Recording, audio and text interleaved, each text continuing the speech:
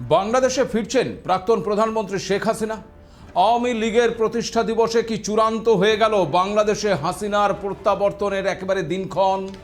দেশে ফেরা নিয়ে দলের প্রতিষ্ঠা দিবসে কি বার্তা দিলেন শেখ হাসিনা? আওয়ামী লীগের প্রতিষ্ঠা দিবসে বাংলাদেশ জুড়ে সেনার টহলদারি কেন? একটি দলের প্রতিষ্ঠা দিবসে দেশ জুড়ে সতর্কতা জারি কেন? সরকারে থেকেও আওয়ামী লীগকে কি ভয় পাচ্ছে বিএনপি সহ অন্যান্য কট্টরপন্থী রাজনৈতিক দলগুলো? ঢাকায় আওয়ামী লীগ বিরোধী বিক্ষোভ মিছিলে সাংবাদিকদের ওপর হামলা হচ্ছে কেন? হাসিনার প্রত্যাবর্তনের আশঙ্কাতেই কি চীনের দ্বারস্থ হচ্ছেন এখন আবার ওই তারেক রহমান? নতুন করে চীনের সাথে বিএনপির সখ্যতায় কিন্তু উকি দিচ্ছে 2004 সালের চক্রান্তের ইতিহাস। তবে কি তলায় তলায় ফের একবার ভারত বিরোধী ছক কষছেন ওই লুৎফুজ্জামান বাবর? বাংলাদেশের পরিস্থিতির দিকে কিভাবে নজর রাখছে ভারত? নমস্কার, আপনারা দেখতে শুরু করেছেন এডিটার্স ডায়েরি। আমি ভাস্কর দত্ত আপনাদের আরও একটি নতুন এপিসোডে স্বাগত জানাই।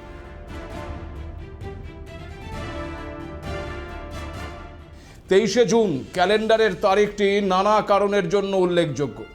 একদিকে এই দিনে এই বাংলায় যখন ভারতীয় জনসংঘের প্রতিষ্ঠাতা ডক্টর শ্যামাপ্রসাদ মুখোপাধ্যায়ের মৃত্যুবার্ষিকী উপলক্ষে আত্মবলিদান দিবস পালিত হয়েছে, তখন ঠিক অন্যদিকে ওপার বাংলায় এই দিনটি আবার সবচেয়ে বেশি সময় ধরে বাংলাদেশের ক্ষমতায় থাকা আওয়ামী লীগের প্রতিষ্ঠা দিবস। ফলে খুব স্বাভাবিকভাবে এই মুহূর্তে ক্ষমতায় না থাকলেও বাংলাদেশের বিভিন্ন জায়গায় নিজেদের মতন করে পালিত হয়েছে আওয়ামী লীগের ৭৭তম প্রতিষ্ঠা দিবস। 1949 সালের 23শে জুন পূর্ব পাকিস্তান আওয়ামী মুসলিম লীগ প্রতিষ্ঠার মধ্যে দিয়ে আওয়ামী লীগের গোড়াপত্তন হয়। পরবর্তীকালের নাম ছিল নিখিল পাকিস্তান আওয়ামী লীগ। 1955 সালে অসাম্প্রদায়িক রাজনৈতিক আদর্শকে তুলে ধরতেই এর নামকরণ করা হয় আওয়ামী লীগ। 1954 সালের যুক্তফ্রন্টের প্রতীকের ধারাবাহিকতায় 1970 সাল থেকে দলটির নির্বাচনী প্রতীক নৌকা। আওয়ামী লীগ 1971 থেকে 1975, এরপর 1996 থেকে 2001 এবং তারপর 2009 থেকে 2024 সাল পর্যন্ত বাংলাদেশে ক্ষমতাসীন ছিল। 2024 আগস্টের জুলাই গণ আন্দোলনের নামে চরম বিশৃঙ্খলা হয়, আর তার ফলে গদিচ্যুত করা হয় তৎকালীন প্রধানমন্ত্রী শেখ হাসিনাকে। তারপরেই ভারতে এসে আশ্রয় নেন আওয়ামী লীগ নেত্রী। অন্যদিকে মোহাম্মদ ইউনূসের নেতৃত্বে চলা বাংলাদেশের অন্তর্বর্তীকালীন সরকার 2025 সালের 10ই মে জুলাই গণহত্যার অভিযোগ তুলে আন্তর্জাতিক অপরাধ ট্রাইব্যুনালের মাধ্যমে আওয়ামী লীগ এবং তার সমস্ত অঙ্গ সংগঠনের যাবতীয় কর্মসূচি নিষিদ্ধ করে, যার ফলে বাংলাদেশে 2026 সালের নির্বাচনে অংশগ্রহণ করতে পারেনি আওয়ামী লীগ। 2024 আগস্টের পর থেকে এখনো পর্যন্ত বহু আওয়ামী লীগ নেতাকর্মী খুন হয়েছেন, বহু নেতা আবার দেশ ছেড়েছেন। কিন্তু তারপরেও আওয়ামী লীগের ভূত যেন তাড়া করে বেড়াচ্ছে ওই বাংলাদেশের কট্টরপন্থী মৌলবাদী সংগঠন এবং রাজনৈতিক দলগুলোকে। এমনকি শাসক দল বিএনপিও কি ভয় পাচ্ছে এবার ওই আওয়ামী লীগকে? না হলে কেন একটি নিষিদ্ধ এবং ভেঙে চুরে যাওয়া রাজনৈতিক দলের প্রতিষ্ঠা দিবসে বাংলাদেশের বিভিন্ন জায়গায় সেনা মোতায়েন করতে হলো? আপনাদের জানিয়ে রাখি, এই আওয়ামী লীগের প্রতিষ্ঠা দিবস উপলক্ষে বাংলাদেশের স্বরাষ্ট্র মন্ত্রক 22শে জুন মানে সোমবারই সশস্ত্র বাহিনীর প্রিন্সিপাল স্টাফ অফিসারকে চিঠি দেয়। চিঠিতে পরিষ্কার বলা হয়, কার্যক্রম নিষিদ্ধ বিভিন্ন সংগঠন দেশের বিভিন্ন স্থানে বেআইনি মিছিল, শোডাউন এবং অন্যান্য কর্মসূচি করছে। এর মাধ্যমে নাশকতা এবং বিশৃঙ্খলা সৃষ্টির আশঙ্কা রয়েছে। এতে দেশের বিভিন্ন জেলার সার্বিক আইন শৃঙ্খলা পরিস্থিতির অবনতি ঘটার পাশাপাশি জনমানসে একটা ব্যাপক ক্ষয়ক্ষতির আশঙ্কা রয়েছে। চিঠিতে ঢাকা, চট্টগ্রাম, গাজীপুর মহানগর, নারায়ণগঞ্জ, গোপালগঞ্জ এবং ফরিদপুর জেলায় শান্তি শৃঙ্খলা রক্ষা, নিরাপত্তা নিশ্চিত করা এবং জনগণের সুরক্ষায় আগামী 9 দিনের জন্য প্রয়োজনীয় সংখ্যক সেনা মোতায়েনের অনুরোধ করা হয়। এই চিঠি থেকেই পরিষ্কার, সরকার ওই আওয়ামী লীগকে ভয় পাচ্ছে, তাদের তৎপরতা ঠেকাতে সেনা মোতায়েনের সিদ্ধান্ত নিয়েছে। সাংবাদিক সম্মেলন করে খোদ বাংলাদেশের স্বরাষ্ট্রমন্ত্রী সালাহউদ্দিন আহমেদ জানিয়েছিলেন, আওয়ামী লীগ 23শে জুনকে ঘিরে দেশে অস্থিরতা এবং অস্থিতিশীলতা সৃষ্টির চেষ্টা করতে পারে। সরকার পরিস্থিতি নিবিড়ভাবে পর্যবেক্ষণ করছে এবং ক্ষমতাসীন সরকার ওই আওয়ামী লীগকে একটি রাজনৈতিক দল হিসেবে গণ্য করে না, বরং এটিকে একটি মাফিয়া সংগঠন হিসেবে দেখে। হায় রে, কি পরিস্থিতি বুঝুন। যে দলটি সবচেয়ে বেশি সময় ক্ষমতায় ছিল, যে দলটির নেতৃত্বে বাংলাদেশ সমৃদ্ধ হয়েছে, আজ সেই দলটিকে মাফিয়া সংগঠন বলছে বিএনপি সরকার। তবে এই বক্তব্য কতটা সরকারের আর কতটা ওই মৌলবাদী কট্টরপন্থীদের তা নিয়ে কিন্তু প্রশ্ন থেকেই যাচ্ছে। কারণ গোটা দেশটা এই মুহূর্তে ওই কট্টরপন্থী আর পাকিস্তানপন্থীদের ইশারাতেই চলছে বলে বারবার অভিযোগ উঠছে। কিন্তু তারপরেও ওই আওয়ামী লীগের ভূত দেখে যেন রাত বিরেতে একেবারে জেগে উঠছে আতঙ্কে।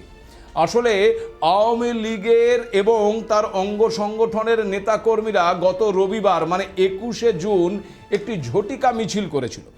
গাজীপুরে যুবলীগের নেতাকর্মীদের সেই মিছিল থেকে পুলিশকে উদ্দেশ্য করে বলতে শোনা যায়, ওই একটাও সামনে আসবি না, একটাও সামনে আসবি না, মাইরা ফেলামো, মাইরা ফেলামো, একটাও সামনে আসবি না।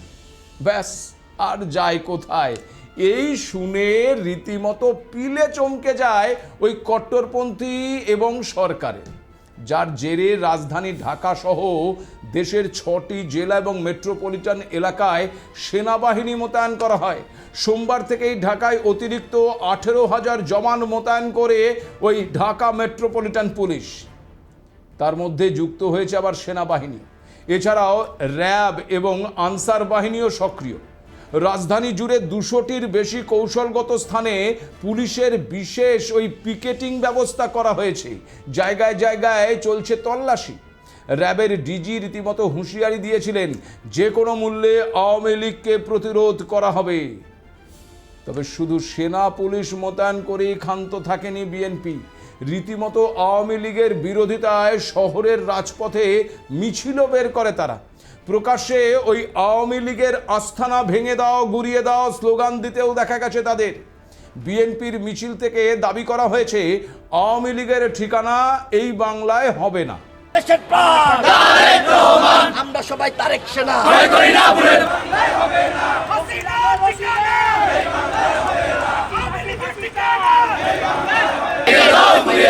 আওয়ামী লীগের আস্তানা। প্রশ্ন হলো, এত আয়োজন করেও কি আওয়ামী লীগকে প্রতিহত করা গেল? প্রতিষ্ঠা দিবসে কি প্রত্যাবর্তনের বার্তা দিলেন নেত্রী শেখ হাসিনা? দেখুন, একেই দলটিকে নিষিদ্ধ ঘোষণা করা হয়েছে, তারপর আবার সেনা মোতায়েন করা হয়েছে, পাল্টা মিছিল বের করা হয়েছে। এত কিছু সত্ত্বেও কিন্তু দমিয়ে রাখা যায়নি বাংলাদেশের ওই আওয়ামী লীগের কর্মী সমর্থকদের। ৭৭তম প্রতিষ্ঠা দিবসে রাজধানী ঢাকা এবং অন্যান্য জেলায় দলের নেতা কর্মীরা আত্মগোপন থেকেই সীমিত পরিসরে ঝটিকা মিছিল করেছে। আর শুধু তাই নয়, রীতিমতো পোস্টারিং এবং লিফলেট বিতরণের মতন কর্মসূচিও পালন করেছে তারা।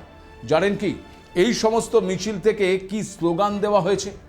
আওয়ামী লীগের নেতাকর্মী এবং সমর্থকেরা এদিন স্লোগান তুলেছে, শেখ হাসিনা আসবে, বাংলাদেশ হাসবে, শেখ হাসিনার ভয় নাই, রাজপথ ছাড়ি নাই।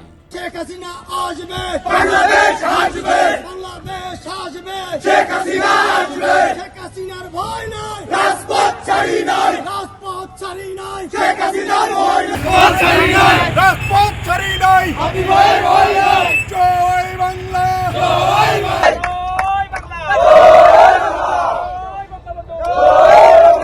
এই তালি দাও, ব্যাগে তালি দাও। আমি জানি না আওয়ামী লীগের কর্মী সমর্থকদের এই স্লোগান শোনার পর রাতে ঘুমোতে পারবেন কি না ওই বিএনপি কিংবা জামাত কিংবা এনসিপির নেতাকর্মীরা। কারণ শেখ হাসিনা যদি একবার বাংলাদেশে ফেরেন এবং ফের একবার মসনদে বসে যান, তবে ওই কট্টরপন্থীদের পাকিস্তানের হাতে বাংলাদেশকে তুলে দেওয়ার যে পরিকল্পনা, তা মাঠে মারা যাবে। আর শুধু তাই নয়, মাঠে মারা যাবে ওই মৌলবাদীদের মৌরুসি পাট্টা। প্রশ্ন হলো, তবে কি সত্যিই বাংলাদেশে ফিরছেন শেখ হাসিনা? দলের প্রতিষ্ঠা দিবসে কি তেমনই বার্তা দিয়েছেন তিনি? আর ঠিক এই সময় আবার বাংলাদেশের প্রধানমন্ত্রী তারেক রহমান চীন সফরে কেন? পুরোটাই কি কূটনৈতিক সফর, নাকি এর পেছনে রয়েছে কোনো অন্য ছক? বিএনপির প্রধানের এই চীন সফরে কেন অনেকেই আবার ওই 2004 সালের চক্রান্তের পুনরাবৃত্তির ছায়া দেখছে? কেন বারবার উঠে আসছে লুৎফুজ্জামান বাবর প্রসঙ্গ? আর বাংলাদেশের চক্রান্তের ব্লুপ্রিন্ট আটকাতে কি পদক্ষেপ নিচ্ছে ভারত? বলবো সে কথা। নিশ্চয়ই ফিরে আসবো। আল্লাহ যখন আমাকে বাঁচিয়ে রেখেছে তখন নিশ্চয়ই ওই সমস্ত ময়লা আবর্জনা সাফ করার জন্যই আমাকে বাঁচিয়ে রেখেছেন। কিভাবে আন্দোলন করতে হয় আর কিভাবে দাবি আদায় করতে হয় সেটা আমরা জানি। আওয়ামী লীগকে নিষিদ্ধ করার কোনো রাইট ওদের নেই, কোনো অধিকার ওদের নেই। দলের প্রতিষ্ঠা দিবসের প্রাক্কালে এই মন্তব্যই করেছেন আওয়ামী লীগ নেত্রী শেখ হাসিনা। টেলিফোনিক বার্তায় পরিষ্কার জানিয়েছেন তিনি বাংলাদেশে ফিরবেন এবং ময়লা আবর্জনা সাফ করবেন। খুবই দ্রুত আমি ফিরে আসবো। আল্লাহ যখন বাঁচিয়ে রেখেছেন নিশ্চয়ই এই সমস্ত ময়লা আবর্জনা সাফ করার জন্য আমাকে বাঁচিয়ে রেখেছেন। কিভাবে আন্দোলন করতে হয় আর কিভাবে দাবি আদায় করতে হয় সেটা আমরা জানি। আওয়ামী লীগকে নিষিদ্ধ করবার তাদের কোনো রাইট নাই, কোনো অধিকার নাই। সমস্ত বন্দীদের মুক্তি দিতে হবে, প্রত্যেকটা বন্দীকে মুক্তি দিতে হবে। আওয়ামী লীগের নিষেধাজ্ঞা প্রত্যাহার করতে হবে। বিদ্যুৎ নাই, খাবার নাই, পানি নাই, গ্যাস নাই, কৃষকের সার নাই, শ্রমিকের কাজ নাই, প্রত্যেকের কাজের ব্যবস্থা করে দিতে হবে। এবং দেশের উন্নয়নের গতি স্থবির হয়ে গেছে, সেই গতিটা ফিরিয়ে আনতে হবে। এখনও যে গ্রেপ্তার আর হয়রানি এগুলি বন্ধ করতে হবে। আর এটা যদি না করে আমরা বাধ্য হব যে আন্দোলন কর্মসূচি দিয়ে কিভাবে আন্দোলন করতে হয় আর কিভাবে দাবি আদায় করতে হয় সেটা আমরা জানি। আমরা এও জানি সোজা আঙ্গুলে ঘি ওঠে না। আমি আছি, আমি থাকবো এবং আমি আসবো। খুবই দ্রুত আমি ফিরে আসবো। আমি আছি, আমি থাকবো এবং আমি আসবো। খুব দ্রুতই আমি ফিরে আসব। শেখ হাসিনার বক্তব্যের শেষ কথাগুলোই কিন্তু যথেষ্ট ওই বিএনপি সহ বাংলাদেশের সমস্ত মৌলবাদী কট্টরপন্থী দলগুলোর শরীরে রীতিমতো কাঁপুনি ধরানোর জন্য। হাসিনার এই বার্তাতে হাঁটু কেঁপে গেছে এখন ওই জামাতিদের। পাগলের মতন হাত পা ছোড়া শুরু করেছে নাকি তারা? হাসিনা তার বার্তায় পরিষ্কার জানিয়েছেন সোজা আঙুলে ঘি ওঠে না, সেটা তিনি খুব ভালো করে জানেন। তার এই মন্তব্য থেকেই পরিষ্কার দূরে থেকেও দেশের মাটিতে নিজের দলকে শক্তিশালী করার প্রয়াস কিন্তু তিনি চালিয়ে যাচ্ছেন, পাশাপাশি ক্ষমতায় ফিরে আসার পরিকল্পনাও করছেন। তবে কি খুব শীঘ্রই দেশে ফিরতে চলেছেন শেখ হাসিনা? আর সেই আবহে বাংলাদেশের প্রধানমন্ত্রী তারেক রহমানের চীন সফরকে কেন্দ্র করে কেন উঠছে প্রশ্ন? আপনাদের জানিয়ে রাখি, সোমবারই চীনে পৌঁছেছেন তারেক রহমান। তার সঙ্গে রয়েছেন তার স্ত্রী ডাক্তার জোবাইদা রহমান। বাংলাদেশ এয়ারলাইন্সের একটি বিশেষ ফ্লাইটে চীনের দালিয়ানে ঝুসুইজি আন্তর্জাতিক বিমানবন্দরে অবতরণ করেন তিনি। মঙ্গলবার দালিয়ানে বিশ্ব অর্থনৈতিক ফোরামের সম্মেলনেও অংশ নিয়েছেন প্রধানমন্ত্রী তারেক রহমান। দেখুন, এক দেশের প্রধানমন্ত্রী আরেক দেশে যেতেই পারেন, এটা অত্যন্ত একটা স্বাভাবিক ঘটনা।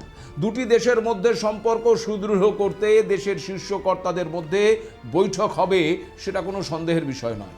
কিন্তু এক্ষেত্রে বদলের বাংলাদেশে যে সমস্ত ঘটনা ঘটছে তা আপনারা সবাই জানেন। লাগাতার ভারত বিরোধিতার পাশাপাশি পাকিস্তানের সঙ্গে সখ্যতা গড়ে উঠছে বর্তমানে এই বাংলাদেশের সঙ্গে। অন্যদিকে আবার পাকিস্তানের সঙ্গে চীনের সখ্যতা নিয়ে নতুন করে বলার কিছু নেই, সেটাও আপনারা খুব ভালো করে জানেন। সাম্প্রতিক সময়ে বাংলাদেশ চীনের কাছ থেকে বেশ কয়েকটি বড় ধরনের অত্যাধুনিক সামরিক সরঞ্জাম ক্রয় এবং প্রতিরক্ষা চুক্তি চূড়ান্ত করেছে। SY-400 মিসাইল সিস্টেম যেমন কিনেছে, তেমন আবার J-10CC যুদ্ধ বিমান কেনার চুক্তিও হয়েছে। আবার চীন সরকারের সঙ্গে যৌথ উদ্যোগে বাংলাদেশে সামরিক ড্রোন উৎপাদনের জন্য একটি কারখানা স্থাপনেরও উদ্যোগ নিয়েছে। ভূরাজনৈতিক প্রেক্ষাপটে চীনও নিজেদের আধিপত্য বিস্তারে ওই পাকিস্তান এবং বাংলাদেশকে কাজে লাগাচ্ছে, যা ভারতের কাছে একটা বড় মাথা ব্যথার কারণ চীনের সঙ্গে ভারতের সম্পর্ক থাকলেও তা কিন্তু কখনোই সুমধুর নয়। ভারত চীন সীমান্তের উত্তেজনাই তার প্রমাণ। এছাড়াও চীনের সাথে মিলে বাংলাদেশের বিএনপির তরফে ভারত বিরোধী চক্রান্তের একটা পুরনো ইতিহাস রয়েছে, যাকে কিন্তু উড়িয়ে দেওয়া যাচ্ছে না। জানেন কি ছিল সেই ইতিহাস? বাংলাদেশে এর আগে 2001 সালে ক্ষমতায় এসেছিল এই বিএনপি। ঠিক সেই সময় একটি গভীর এবং ভয়ঙ্কর ভারত বিরোধী চক্রান্তের অভিযোগ ওঠে তৎকালীন বিএনপি সরকারের স্বরাষ্ট্র প্রতিমন্ত্রী লুৎফুজ্জামান বাবরের বিরুদ্ধে। কি ছিল সেই ঘটনা? 2004 সালের 1 এপ্রিলের রাতে চট্টগ্রামের ইউরিয়া সার কারখানার ঘাটে 10 ট্রাক ভর্তি অস্ত্র আটকের ঘটনা ঘটে। আসলে এই অস্ত্র আটকের ঘটনা ঘটে গিয়েছিল আকস্মিকভাবেই। পুলিশের 2 কর্মকর্তার সঙ্গে ক্ষমতার দাপট দেখাতে গিয়ে বিপদে পড়ে ওই অস্ত্র পাচারকারীরা এবং আটক হয় ওই বিপুল পরিমাণ অস্ত্রশস্ত্র। এই অস্ত্রের চোরাচালান জাহাজের মাধ্যমে বঙ্গোপসাগর দিয়ে কর্ণফুলী নদীতে আনা হয়েছিল। এখনো পর্যন্ত বাংলাদেশের ইতিহাসে ওই ঘটনা সবচেয়ে বড় অস্ত্র চোরাচালানের ঘটনা। মোট 463টি বাক্স অস্ত্রসহ উদ্ধার করা হয়েছিল। সেগুলোর মধ্যে ছিল এমটিটি, এসএমজি, টমিগান 790টি, গ্রেনেড 27,000, রকেট লঞ্চার 150টি, ম্যাগাজিন 620টি এবং 11,43,520টি গুলি, যার মূল্য ছিল প্রায় 42 কোটি টাকা। এই বিপুল পরিমাণ অস্ত্র আনার কারণ কি ছিল জানেন? মূলত ওই অস্ত্র অসম এবং উত্তর পূর্ব ভারতের জঙ্গিদের পাঠানো হচ্ছিল বলেই অভিযোগ ওঠে। আর এই চক্রান্তের অভিযোগ ওঠে তৎকালীন বাংলাদেশের স্বরাষ্ট্র প্রতিমন্ত্রী এবং বিএনপি নেতা ওই লুৎফুজ্জামান বাবরের বিরুদ্ধে। ভারতের অসমের বিচ্ছিন্নতাবাদী সংগঠনগুলোর সঙ্গে ষড়যন্ত্র করে ভারতের 7 সিস্টারকে বিচ্ছিন্ন করতেই এই বিপুল পরিমাণ অস্ত্র চীন থেকে আমদানি করা হয়েছিল বলেই অভিযোগ। অসম সহ উত্তর পূর্ব ভারতে উলফার মতন সংগঠনের হাতে সেই অস্ত্র তুলে দেওয়ার পরিকল্পনা ছিল বলেই জানা যায়। বাংলাদেশের ভূখণ্ডকে ট্রানজিট হিসেবে ব্যবহার করে ভারতের অভ্যন্তরে বিচ্ছিন্নতাবাদী ওই সন্ত্রাসী কার্যকলাপের মাধ্যমে অস্থিতিশীল পরিস্থিতি সৃষ্টি করাই ছিল এই চক্রান্তের লক্ষ্য, যার মূল মাস্টার মাইন্ড ছিল ওই লুৎফুজ্জামান বাবর। এই অস্ত্র উদ্ধারের ঘটনার পর থেকেই বিএনপি সরকারের সঙ্গে ভারতের সম্পর্ক কিন্তু তলানিতে পৌঁছয়। ভারতের চাপে পড়ে 2007 সালের 28 মে গ্রেপ্তার করা হয় ওই লুৎফুজ্জামান বাবরকে। 2014 সালের 30 জানুয়ারি চট্টগ্রাম মহানগর দায়রা জজ আদালত এবং বিশেষ ট্রাইব্যুনাল এই অস্ত্র উদ্ধার মামলায় বাবরের পাশাপাশি প্রাক্তন শিল্পমন্ত্রী মতিউর রহমান নিজামী এবং বিচ্ছিন্নতাবাদী সংগঠন উলফার সামরিক কমান্ডার পরেশ বড়ুয়া সহ 14 জনকে ফাঁসির আদেশ দেয়। অস্ত্র আইনে করা অন্য মামলায় যাবজ্জীবন কারাবাস হয় তাদের। সেই সময় থেকেই এই লুৎফুজ্জামান বাবর জেলেই ছিল, কিন্তু 2025 সালের জানুয়ারিতে ইউনূসের আশীর্বাদে জেল থেকে ছাড়া পায় এই বাবর। আর তারপর আবার গত 2026 সালের বাংলাদেশের ভোটেও দাঁড়ায় সে। নেত্রকোনা 4 আসন থেকে বিপুল ভোটে জয়ী হন বিএনপি প্রার্থী এই লুৎফুজ্জামান বাবর। যদিও তাকে এখনো মন্ত্রী করা হয়নি, কিন্তু তারেক রহমানের সঙ্গে এই লুৎফুজ্জামান বাবরের সম্পর্ক দীর্ঘদিনের। সেই 2001 সালে তারেক রহমান ছিলেন বিএনপির সিনিয়র ভাইস চেয়ারম্যান। রাজনৈতিক বিশ্লেষকরা মনে করেন তারেকের সঙ্গে সম্পর্কের কারণেই সেই সময় স্বরাষ্ট্র প্রতিমন্ত্রী হয়েছিলেন এই লুৎফুজ্জামান বাবর। স্বাভাবিকভাবেই আবার সেই দুজন এই মুহূর্তে বাংলাদেশের ক্ষমতায়। তারেক রহমানের চীন সফরকে কেন্দ্র করে তাই তৈরি হয়েছে জোর জল্পনা। কিন্তু জল্পনার পরিকল্পনা যাই হোক না কেন, বাংলাদেশের প্রতিটি পদক্ষেপের দিকে কিন্তু কড়া নজর রাখছে ভারত। সীমান্তে যেমন নজরদারি এবং নিরাপত্তা বৃদ্ধি করা হয়েছে, তেমন বাংলাদেশের অভ্যন্তরেও রাজনৈতিক গতি প্রকৃতির ওপরেও নজর রয়েছে দিল্লির। যদি সত্যি ভারত বিরোধী কোনো চক্রান্তের জাল বনে, তবে তার ফল যে তাদের ভুগতে হবে সে বিষয়ে কোনো সন্দেহ নেই। আর এই বিষয়টা যত তাড়াতাড়ি ওই বাংলাদেশের মস্তিষ্কে ঢুকবে, ততই তাদের পক্ষে মঙ্গল। আজ এ পর্যন্তই। নমস্কার।